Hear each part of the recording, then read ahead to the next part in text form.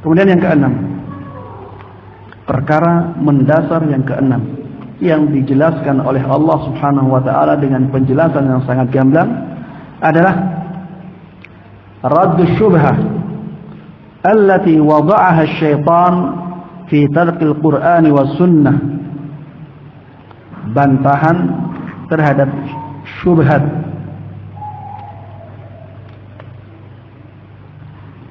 yang dibuat oleh syaitan agar manusia meninggalkan Al-Quran dan Sunnah, wattiba'il ara'i wal ahwa al-mutafarriqah al-mukhtalifah, dan agar manusia mengikuti pendapat-pendapat orang-orang yang selalu berselisih. Apa syubhatnya? Wahia anna al-Qur'ana was sunnah la ya'rifuhuma illa al-mujtahidul mutlaq, bahwa Al-Quran dan Sunnah itu tidak ada yang bisa memahaminya kecuali seorang yang sudah sampai pada derajat mujtahid yang mutlak. Sehingga selain mujtahid yang mutlak tidak berhak untuk memahami Al-Quran dan Sunnah. Kalian itu siapa? Kalian itu bukan makamnya untuk memahami Al-Quran dan Sunnah. Kata-kata Allah Subhanahu wa ta'ala, ya ayyuhalladzina amanu athi'ullaha wa athi'ur rasula wa ulil amri minkum, misalnya. Wahai orang-orang yang beriman, taatlah kepada Allah, taatlah kepada Rasulullah, dan taatlah kepada pemerintah kalian, pemimpin kalian. Katanya ayat ini tidak boleh kita fahami langsung. Yang berhak memahami ayat ini adalah seorang mujtahid yang mutlak. Ketika kita katakan misalnya, qul in kuntum tuhibbunallaha fattabi'uni yuhibbukumullah. Apabila kalian memang benar-benar mencintai Allah, maka ikutilah aku, Rasulullah sallallahu alaihi wasallam, sehingga Allah mencintai kalian. Sudah sangat gamblang seperti ini, mereka katakan ini itu ayat Al-Quran.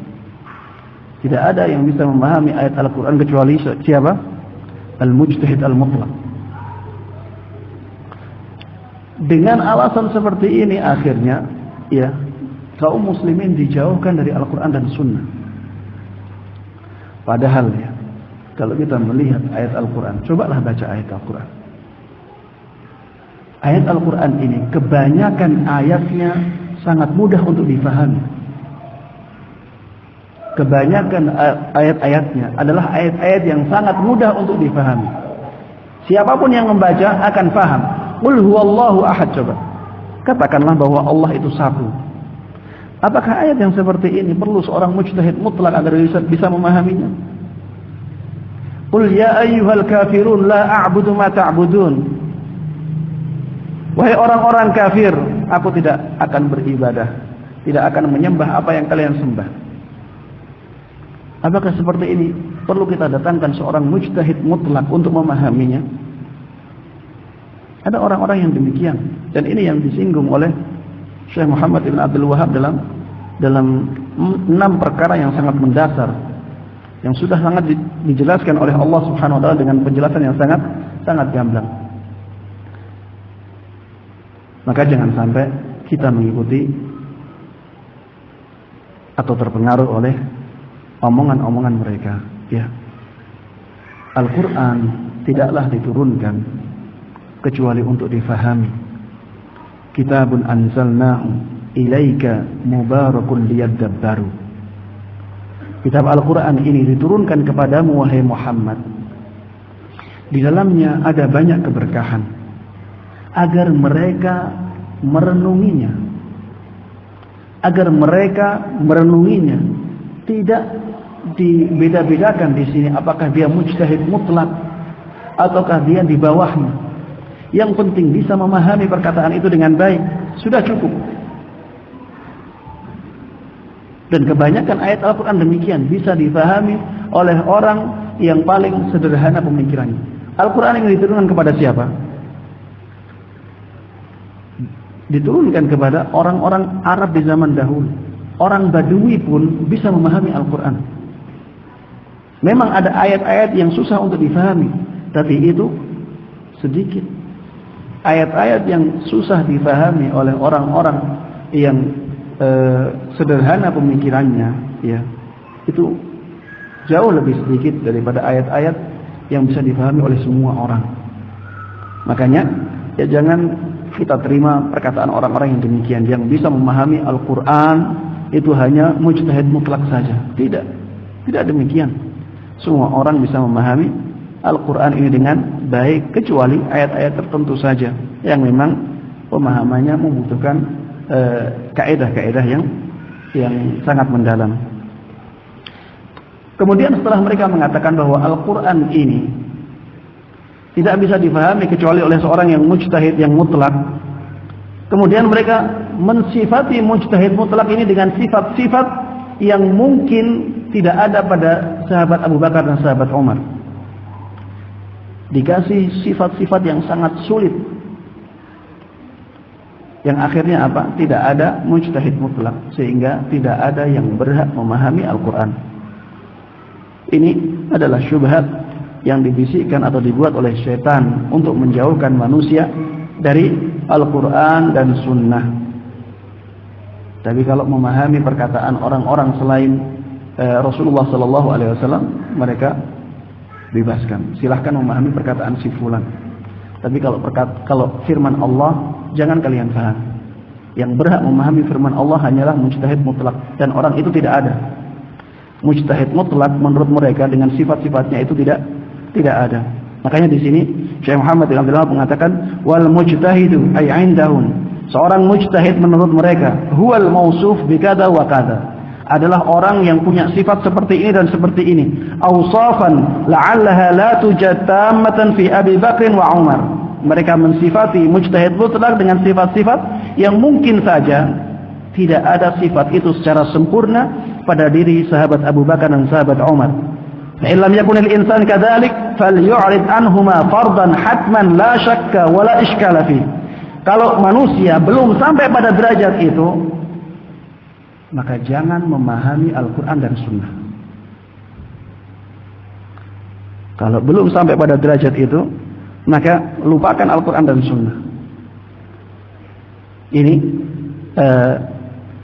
syubhat mereka. Wa man talaba al-huda minhuma fahuwa imma ziddiqun wa imma majnunun li ajli su'ubati fahmihima. Barang siapa yang berusaha untuk mencari petunjuk dari Al-Quran dan Sunnah, maka dia di antara dua kemungkinan. Kemungkinan dia zindiq atau kemungkinan dia gila, karena sulitnya memahami Al-Quran dan Sunnah. Keadaan ini ada di zaman kita. Kalian itu siapa memahami Al-Quran dan Sunnah? Sudah paham kaidah-kaidah memahami Al-Quran dan Sunnah? Mana syarat-syaratnya? Sudah belajar belum? Banyak dikatakan kata-kata seperti ini. Agar apa? Agar kita tidak merenungi Al-Quran dan Sunnah. Padahal merenungi Al-Quran dan Sunnah ini ya bisa sangat mudah. Ya apalagi di zaman kita ada banyak terjemahan. Kalau misalnya terjemahan kurang, ada banyak terjemahan tafsir. Ya, kalau misalnya terjemahan tafsir masih kurang, kita bisa bertanya kepada guru-guru kita. Ya, makanya jangan sampai didengar ucapan-ucapan yang seperti ini. Kalau belum sampai pada derajat mujtahid mutlak, maka tidak pantas untuk memahami Al-Quran dan Sunnah. Ini adalah syubhat yang dibuat oleh syaitan untuk menjauhkan manusia dari Al-Quran dan Sunnah. Fasubhanallah bihamdih, kam bayyana Allah subhanahu syar'an wa qadaran khalqan wa amran fi raddi hadhihi syubha al-mal'unah min wujuhin syatta balagat ila hadd ad-daruriyat al-'ammah. Dan subhanallah, betapa banyak Allah subhanahu wa ta'ala telah menjelaskan masalah yang seperti ini untuk menolak atau untuk membantah syubhat-syubhat yang dilaknat oleh Allah subhanahu wa ta'ala ini. Ya, dan penjelasan tersebut penjelasan yang sangat gamblang sekali, sehingga semua orang bisa memahaminya. walakinna aktsaran nasi la ya'lamun. Akan tetapi Allah Subhanahu wa taala sudah berkehendak bahwa kebanyakan orang itu jahil. Laqad haqqal qawlu ala aktsarihim fahum la yu'minun. Allah sudah berkehendak bahwa kebanyakan orang tidak beriman. Inna ja'alna fi a'naqihim aghlala fahiya ila al-adqani fahum muqmahun wa ja'alna min bayni aydihim sadda wa min khalfihim sadda fa'aghshaynahum fahum la yubsirun wa sawa'un 'alayhim a anzartahum am lam tunzirhum la yu'minun innama tunziru man ittaba'a adh-dhikra wa khashya ar-rahmana bil ghaib fabashshirhu bimaghfiratin wa ajrin karim. Sesungguhnya kami telah menjadikan pada leher mereka belenggu sehingga terkumpul kedua tangan pada dagu dalam keadaan mereka mendongak ke atas, dan kami jadikan penghalang di depan dan di belakang mereka. Kami tutup mereka sehingga tidak bisa melihat. Sama saja apakah kalian memberi peringatan ataukah tidak memberi peringatan kepada mereka, mereka tidak akan beriman. Hanyalah yang bisa engkau beri orang yang bisa engkau beri peringatan hanyalah orang yang mengikuti az-zikr Al-Quran dan takut kepada Allah Subhanahu wa taala yang Maha Pengasih dalam kesendirian. Berikan kabar gembira kepada mereka akan ampunan Allah dan pahala balasan yang mulia. Akhirnya segala puji hanya bagi Allah Subhanahu wa taala. Wa sallallahu ala nabiyyina Muhammadin wa ala alihi wa sahbihi wa sallam tasliman katsira ila yaumiddin. Semoga salawat dan salam tercurahkan kepada junjungan kita Nabi Agung Muhammad sallallahu alaihi wasallam, begitu pula kepada seluruh keluarga beliau dan sahabat beliau sampai hari kiamat nanti. Amin ya rabbal alamin. Intinya ya, perkara mendasar yang keenam adalah tentang bantahan syubhat yang banyak dilontarkan oleh mereka yang menginginkan manusia menjauh dari Al-Quran dan Sunnah. Dan itu adalah syubhat yang sangat berbahaya. Dan alhamdulillah ya, syubhat tersebut bisa kita bantah dengan bantahan yang sangat jelas, bahwa Al-Quran ini diturunkan kepada Nabi Muhammad SAW, dan Nabi Muhammad SAW menyampaikan Al-Quran ini kepada seluruh umatnya, dan tidaklah Al-Quran disampaikan kepada umatnya kecuali agar mereka merenunginya, dan tidak ada pembedaan di situ antara mujtahid mutlak ataukah tidak mujtahid mutlak. Yang penting ya bisa memahami Al-Quran dengan baik, itu sudah cukup. Dan ketika kita selalu mendekatkan diri kita kepada Al-Quran dan Sunnah, maka kita akan mendapatkan keberkahan yang sangat besar. Banyak orang yang tidak menyadari akan hal ini. Banyak orang yang tidak menyadari hal ini. Keberkahan ya, tidak ada yang lebih besar keberkahannya dari perkataan kecuali melebihi Al-Quran. Al-Quran adalah firman Allah Subhanahu wa taala yang paling banyak berkahnya.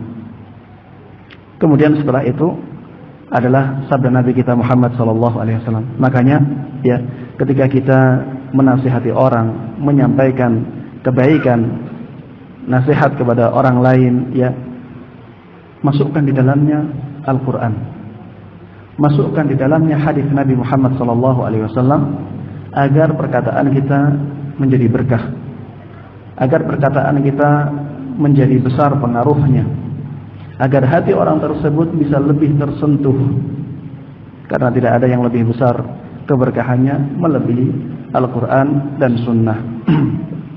Baik, dengan demikian ya, selesailah kita dari kitab yang kedua, yaitu Usul Sittah ya. Inti dari kitab Usul Sittah ini adalah bahwa di sana ada 6 perkara yang penjelasannya di dalam Al-Quran dan Sunnah itu sangat gamblang, tapi kenyataannya di lapangan ya, banyak yang meninggalkan penjelasan ini. Banyak yang menjelaskan hakikat tersebut. Ya, seperti contohnya tadi, tauhid dan syirik. Itu dijelaskan oleh Allah dalam penjelasan yang sangat banyak. Tapi ternyata di lapangan banyak orang yang melakukan kesyirikan. Contoh yang kedua misalnya, ya, Allah Subhanahu wa taala menjelaskan kepada kita agar kita bersatu di dalam agama ini. Ternyata di lapangan, ya, kebanyakan orang itu malah berpecah belah dalam agama.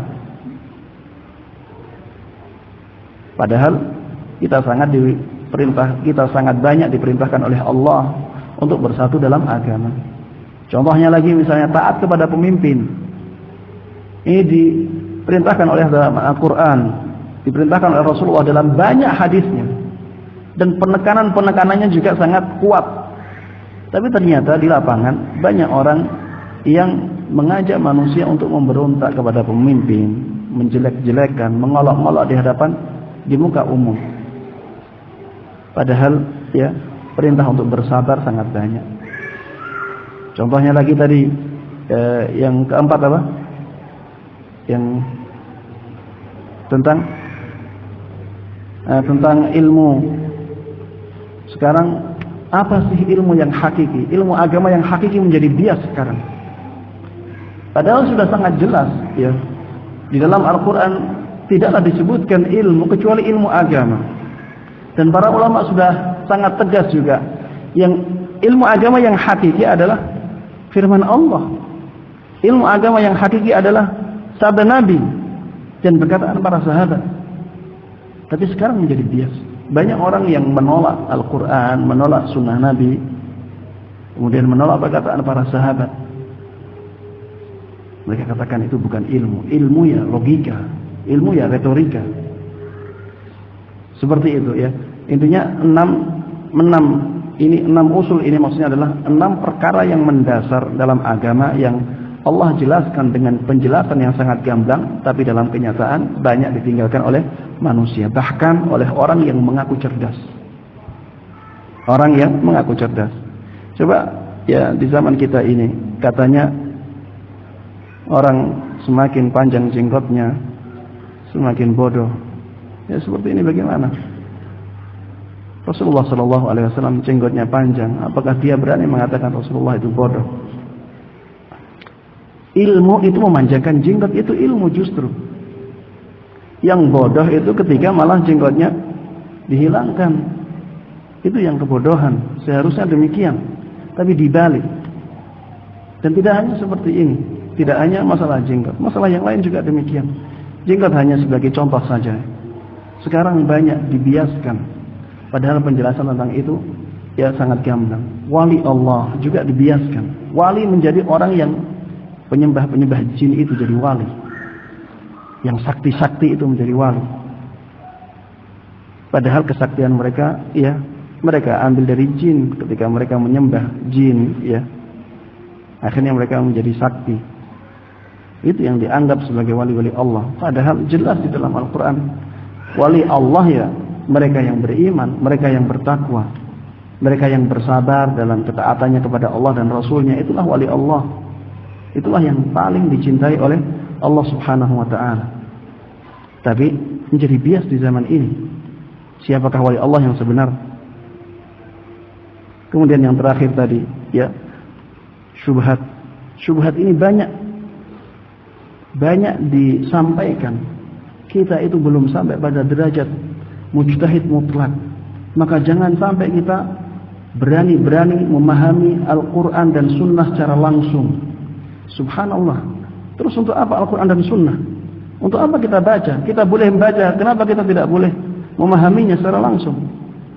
Al-Quran untuk dibaca saja tanpa direnungi? Bukankah ini malah justru bertentangan dengan banyak ayat di dalam Al-Quran? Afala yatadabbaruna Al-Quran? Tidakkah mereka merenungi Al-Quran? Apakah di situ disebutkan afala yatadabbaru al-mujtahidul mutlaq al-Qur'an? Apakah seperti itu ayatnya? Tidakkah para mujtahid mutlak, tidaklah seorang yang mujtahid mutlak mereka merenungi Al-Qur'an? Tidak ada kata-kata yang seperti itu. Afala yatadabbaruna al-Qur'an. Tidakkah mereka merenungi Al-Quran? Tidak ada pembedaan mujtahid mutlak dengan yang lain. Memang pemahaman bisa berbeda, tingkatan pemahaman bisa berbeda, tapi semuanya bisa memahami Al-Quran ya dengan baik. Kalau ada kata-kata yang kurang memahamkan, ya ketika itu ya kita orang yang jahil ya bisa bertanya kepada para ulama. Ya. Demikian Allah taala alam, sallallahu wasallam wa baraka ala nabiyina Muhammadin wa ala alihi wa sahbihi wa man tabi'ahum bi ihsan ila yaumil walhamdulillahirabbil alamin. Silakan kalau ada yang bertanya. Ya.